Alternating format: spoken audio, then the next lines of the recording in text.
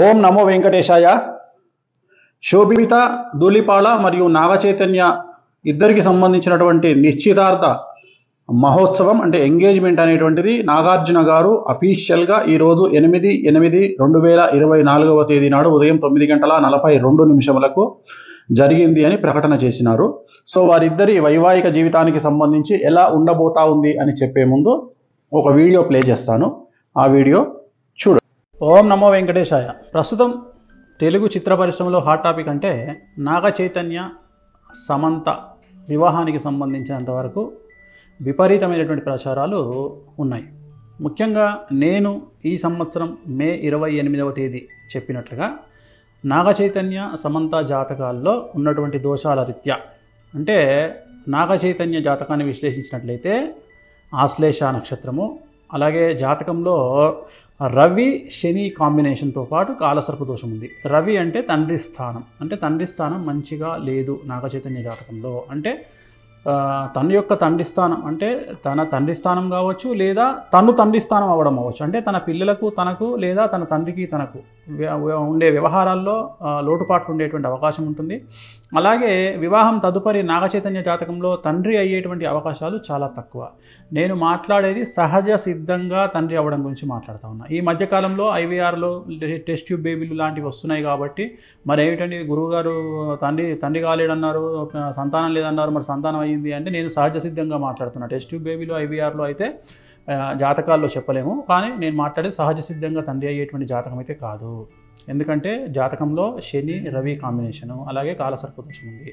ఇక మనకు సమంత జాతకాన్ని కనుక విశ్లేషించినట్లయితే భరణి నక్షత్రము, అమావాస్య రోజు జన్మించినటువంటి అమ్మాయి నాగచైతన్యం చేసుకోవడం వల్ల నాగచైతన్యకే బాగా కలిసి వచ్చేటువంటి అవకాశంగా మారి ఉంటుంది, మారబోతూ ఉంది. కానీ అమ్మాయి జాతకంలో కూడా కుజదోషం కనిపిస్తూ ఉంది, కాలసర్ప దోషం కనిపిస్తుంది, అలాగే సమంతకు కుజదోషం ఉంది.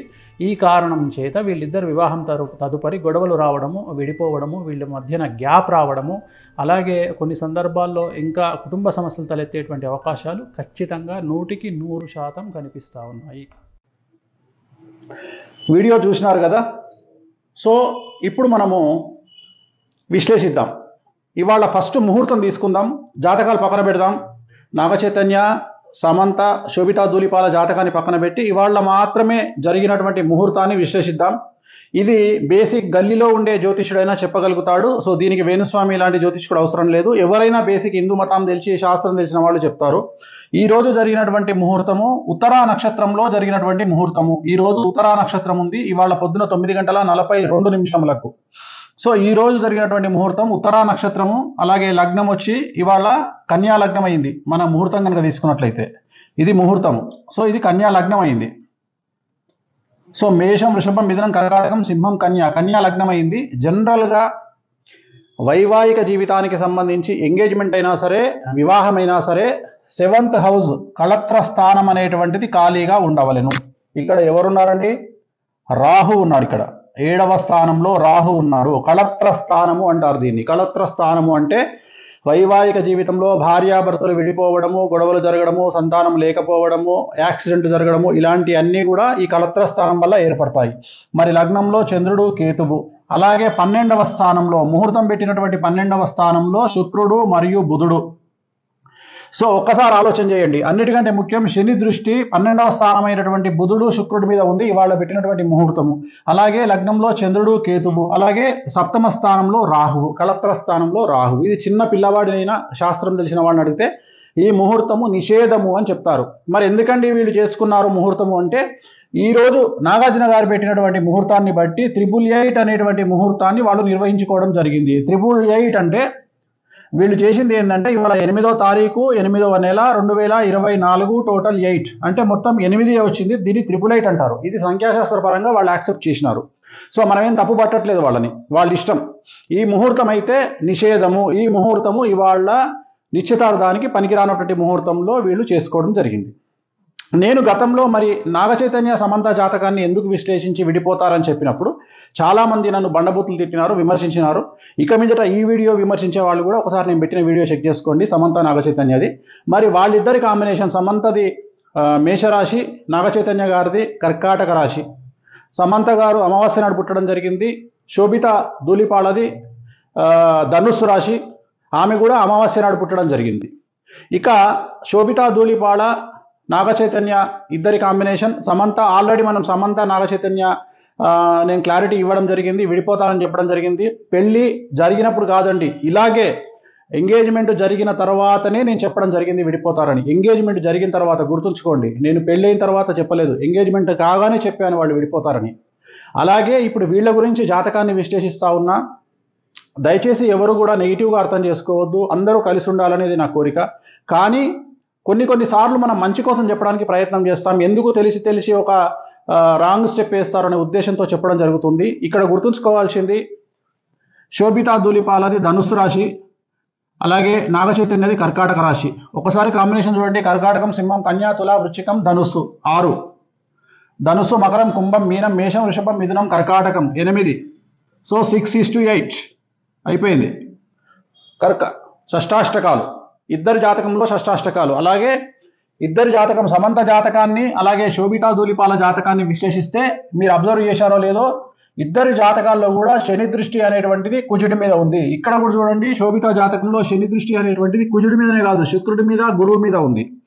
సో వీరి జాతకంలో 2027 నుండి సమస్యలు ఉండే అవకాశం ఉంది. 2027 వరకు సో బాగానే ఉంటుంది వ్యవహారం. 2027 నుండి వైవాహిక జీవితంలో సమస్యలు అనేటువంటి ఏర్పడతాయి. అలాగే వీరి సమస్యలకు ప్రధానమైనటువంటి కారణం ఒక స్త్రీ మూలకంగా ఉంటుంది. ఒక స్త్రీ మూలకంగా వీళ్ళ భార్యాభర్తల మధ్యన గొడవలు వచ్చేటువంటి అవకాశం ఉంది. సో వీళ్ళ జాతకంలో నా అల్టిమేట్ స్టేట్మెంట్ ఏంటంటే, శోభితా ధూళిపాళ మరియు నాగ చైతన్య జాతకంలో షష్టాష్టకాలైనాయి. మీరు కావాలంటే చూసుకోండి, షష్టాష్టకాలైనాయి. ఆ ఒక్కటే కాదు, పర్సనల్ జాతకాలు కలవకపోవడమే కాదు, ఇవాళ పెట్టినటువంటి ముహూర్తం కూడా మంచి ముహూర్తం కాదు.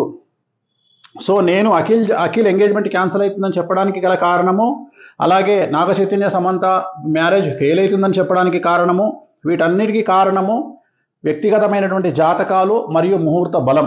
అంతే తప్ప నాకు వ్యక్తిగతంగా ఎవరి మీద ద్వేషం అనేటువంటిది ఉండదు. దయచేసి ఈ విషయాన్ని అర్థం చేసుకోండి. నేను ఒక జ్యోతిష్కుడిగా మంచి కంటే కూడా చెడు చెప్తే జాగ్రత్త పడతారు అనే ఉద్దేశంతో చెప్తా ఉన్నా. ఇప్పుడు కూడా చెప్పడానికి గల కారణాలు ఏమిటి అంటే, అట్లీస్ట్ వీళ్ళు ఏమైనా నివారణ కార్యక్రమాలు మీకు సంబంధించినటువంటి మీ జ్యోతిష్యులను, మీ పండితులను కనుక్కొని ఏ దేవాలయంలోనైనా వీటి నివారణ కార్యక్రమాలను మీరే జరిపించుకోండి. పెళ్లికి ముందు జరిపించుకోండి. 10 కాలాల పాటు పిల్లా పాపలతో హాయిగా ఉండండి. అలాగే నా జ్యోతిష్యం ఫెయిల్ కావాలని కోరుకుంటున్నా. వీళ్ళకి సంబంధించిన జ్యోతిష్యం నేను చెప్పింది ఫెయిల్ కావాలని కోరుకుంటున్నా. ఆ వెంకటేశ్వర మన దయతో వీళ్ళు నేను చెప్పిన జాతకం ఫెయిల్ కావాలని మరీ కోరుకుంటున్నా. ఎందుకంటే నా సక్సెస్ కంటే కూడా వాళ్ళ సక్సెస్ ముఖ్యం. కానీ వాళ్ళ జాతకంలో ఖచ్చితంగా కళత్రం అనేటువంటిది కనిపిస్తూ ఉంది. కళత్రం అంటే విడిపోవడము.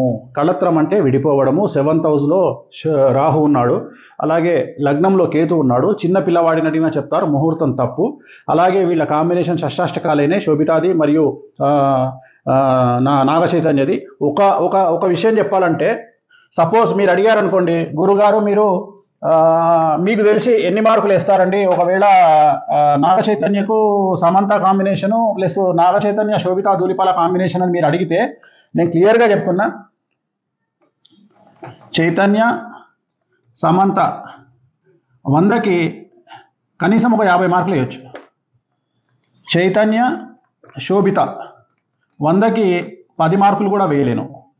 అలాగే సమంత జాతకం 100% బాగుంది ఇండస్ట్రీ పరంగా తీసుకుంటే. అలాగే శోభిత జాతకం తీసుకుంటే 20% బాగుంది కెరియర్ పరంగా నేను చెప్పేది.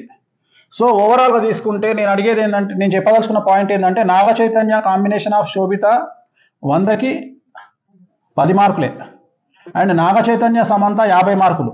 సో ఇంత 50 మార్కులు వేసినటువంటి వాళ్ళే విడిపోయారంటే, మరి కాంబినేషన్ ఆఫ్ సమంత నాగ చైతన్య శోభిత కాంబినేషన్లో మరి నేను 10 మార్కులు వేస్తున్నా 100కి అంటే ఇంకెంత ప్రభావం ఉందో చూడండి. ఎందుకంటే శోభిత జాతకంలో చాలా ఎక్స్ట్రీమ్ ప్రాబ్లమ్స్ కనిపిస్తూ ఉన్నాయి.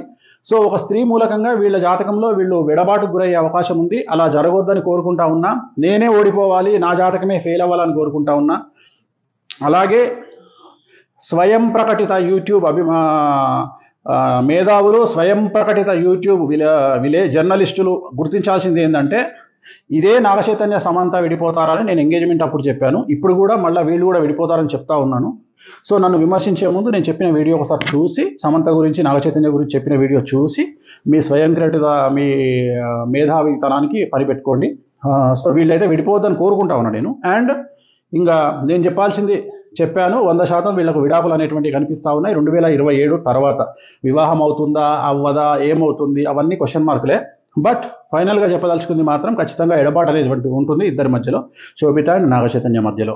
ఇక యూట్యూబ్ మీమర్స్ ట్రోలర్స్ ఎంజాయ్, మీ పని మీరు ప్రారంభించండి, క్రియేటివిటీ చూపించండి, మంచి పద్ధతిలో చాలా కొత్తగా కామెంట్ చేయండి. ఓం నమో వెంకటేష్.